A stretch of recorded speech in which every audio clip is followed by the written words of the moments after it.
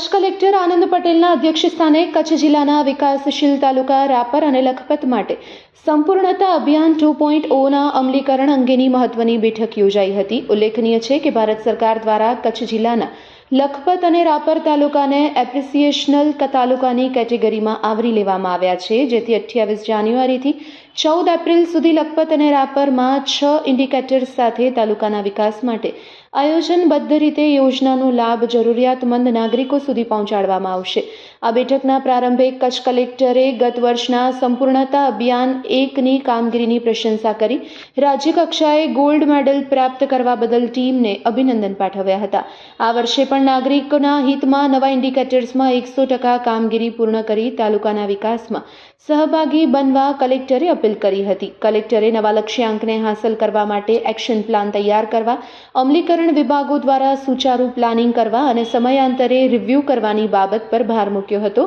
તેઓએ જે પણ કામગીરી સંપૂર્ણતા અભિયાનના બીજા ફેઝમાં કરવામાં આવે તેનું યોગ્ય રિપોર્ટિંગ થાય તે બાબતે પ્રાથમિકતા આપી હતી. બંને તાલુકામાં પ્રાંત અધિકારીને લક્ષ્યાંક હાંસલ કરવા માટે એક્શન પ્લાનનું મોનિટરિંગ કરવા કચ્છ કલેક્ટરે જણાવ્યું હતું, જેથી જરૂરિયાતમંદ નાગરિકો તેમજ જરૂરી માળખાકીય સુવિધાઓ બંને વિકાસશીલ તાલુકામાં ઉપલબ્ધ કરાવી શકાય.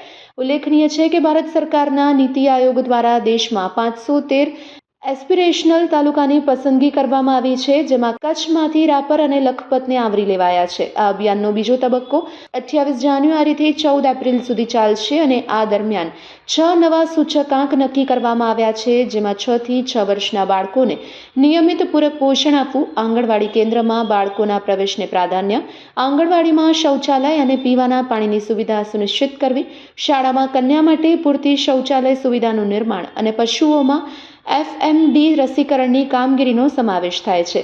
તો ઉલ્લેખનીય છે કે સંપૂર્ણતા અભિયાન 1 હેઠળ કચ્છ જિલ્લાના લખપત અને રાપર તાલુકાએ આરોગ્ય, પોષણ અને કૃષિ ક્ષેત્રના તમામ 6 મુખ્ય સૂચકાંકમાં 100% સંતૃપ્તિ હાંસલ કરી હતી, જેને બિરદાવીને રાજ્ય કક્ષાએ કચ્છ જિલ્લાને ગોલ્ડ મેડલ એનાયત કરવામાં આવ્યો હતો. આ બેઠકમાં મદદનીશ કલેક્ટર અને નખત્રાણા પ્રાંત અધિકારી ઉત્કર્ષ ઉજ્જવલ, ભચાઉ પ્રાંત અધિકારી જ્યોતિ ગોહેલ, નાયબ જિલ્લા વિકાસ અધિકારી વિજયા પ્રજાપતિ, આંગણવાડી પ્રોગ્રામ ઓફિસર દશરથ પંડ્યા, જિલ્લા પ્રાથમિક શિક્ષણ અધિકારી પૃથ્વીરાજસિંહ ઝાલા, સંશોધન મદદનીશ વિનલબેન સુથાર સહિત જિલ્લા આયોજન કચેરી, પશુપાલન, આરોગ્ય, જિલ્લા અને તાલુકા પંચાયત કચેરીના અધિકારી અને કર્મચારીઓ ઉપસ્થિત રહ્યા હતા.